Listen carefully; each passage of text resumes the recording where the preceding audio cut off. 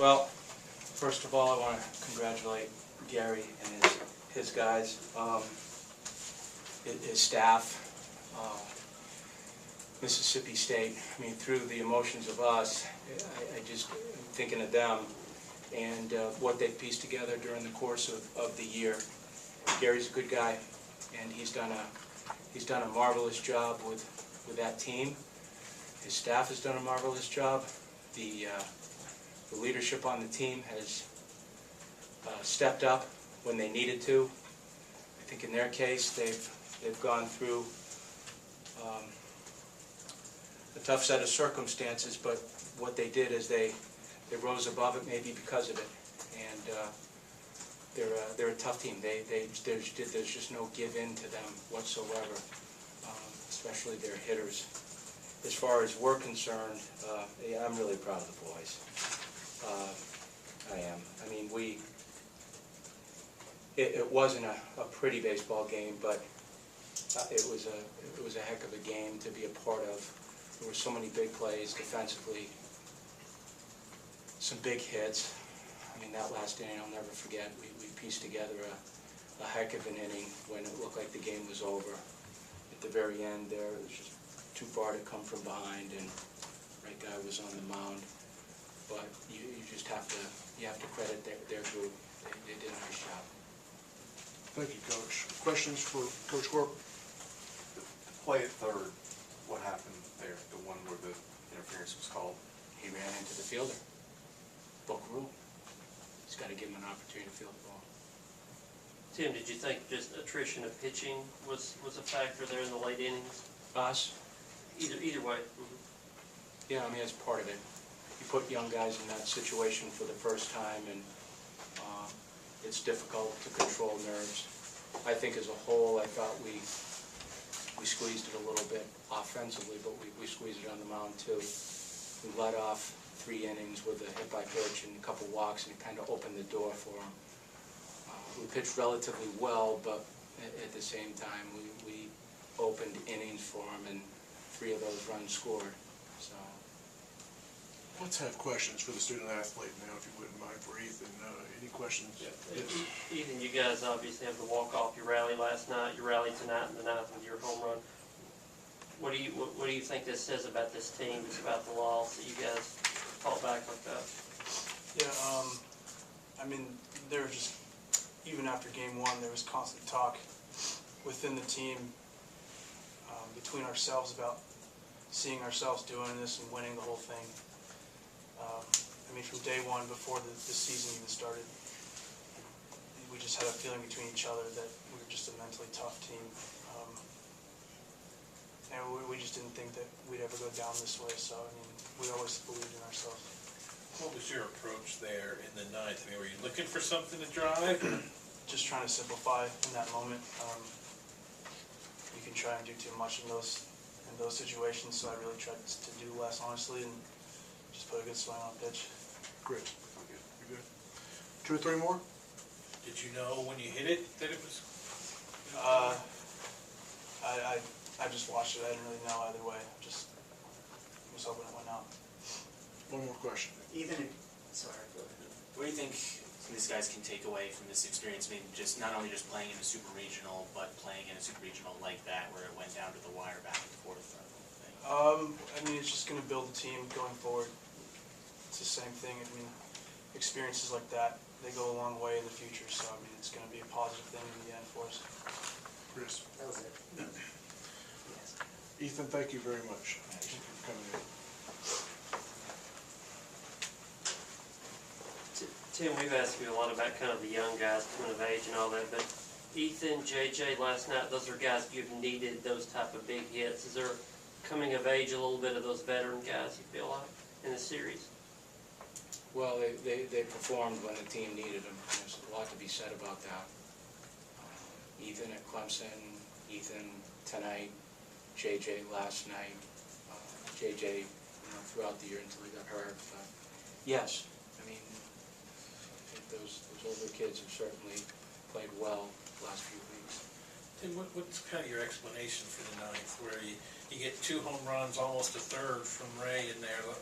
What was kind of going on at kids were very aggressive. I think I give them a lot of credit. I mean, Self is pretty good with the swings. You know, when Clarkey got off the first swing, he hit it hard to right field, and I thought, okay. You know, I felt like we were at least pretty positive. The dugout was. I could hear him behind me, and then when we started to, you know, DeMarco got that swing off. Okay, you're a step closer, and then I knew when we got to first base, I thought the ball, if it was down enough, Ethan had a chance to sweep the ball, and he did. And he put a very nice swing on that ball, and then, you know, Duvall too got up and made McNamee run. And McNamee made several catches tonight that were game-saving when you look at them in retrospect. Tim, you've talked in the past about how the game can come around to players. I know for some of these guys it might be hard to see that now, but what's kind of the key to letting them internalize this and kind of adding fuel to the fire for them for next year? Yeah, they will. I mean, it's just right now, I mean, it's, you know, I can't put words together for them right now. It's just very difficult from an emotional standpoint. But when you play a game like this, you get to the edge and you can feel it. And sometimes when you feel it, you squeeze a little bit too hard. And I think what they will do as they reflect upon that is they'll understand how routines and breathing and controlling adrenaline is so important in sport when you play a tight game. And that was kind of the case tonight. We did certain circumstances, and other circumstances we did not. Tim, talk about what you saw looking ahead when he went to Brown, and where did it go wrong for him? The walk, I think that got things started, and you know, Tyler's got a good arm. He hung a breaking pitch that we didn't call. It was a misread. We wanted a fastball. He hung it, and it got banged down into the corner. But you know, that's part of it. He just wasn't commanding the ball at the level that he needed to. But you know what? He's a young kid. He hasn't been in this environment yet. Tough.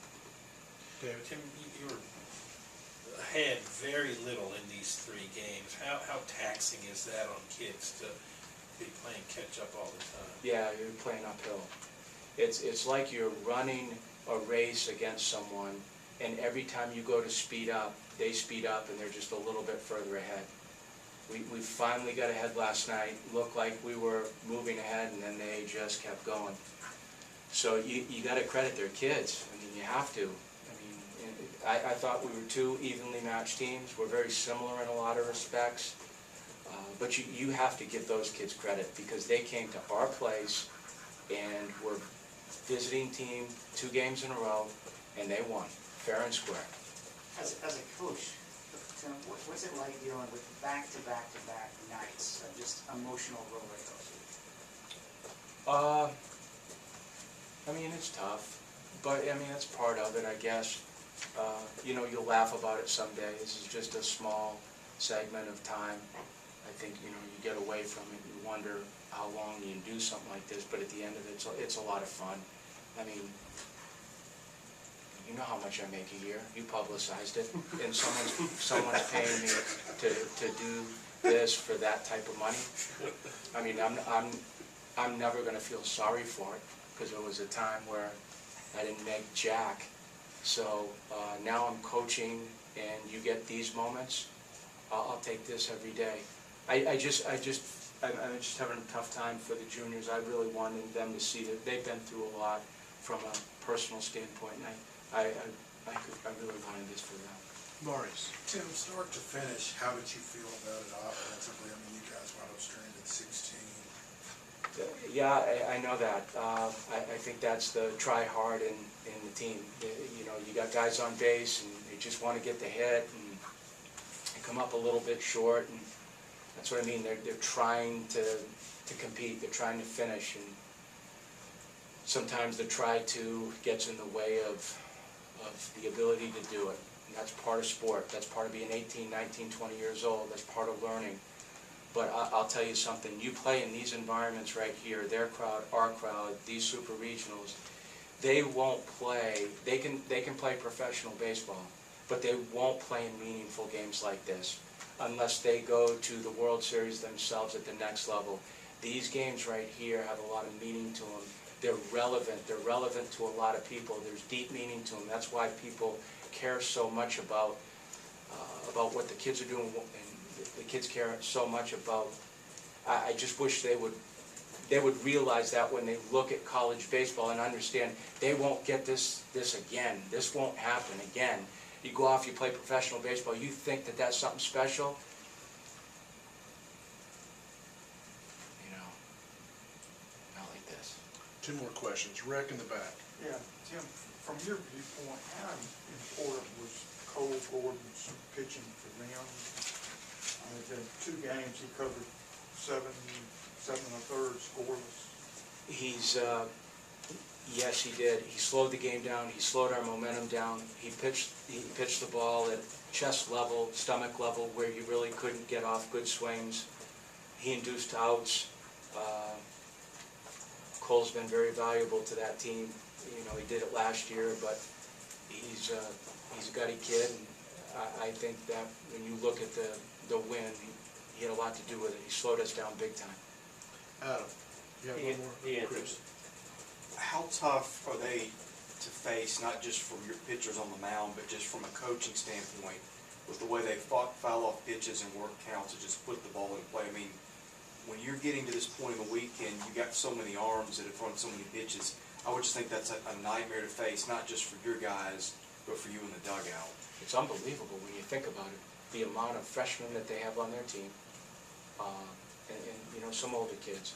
But they do not give in. They do not give in. They don't strike out. They make you work. I mean, I think about Foskew's at bats. You know, Mangum's Mangum, and Stovall's. But that goes back to the kids. It goes to Jake Gautreaux. Yeah, Jake's a hell of a coach. I got very close with him. I coached him in 2000, and he just did such a nice job with that team. They were tough. They grinded out at bats, and they made it difficult on us as pitchers, and it just made for a tough series. Coach, thank you.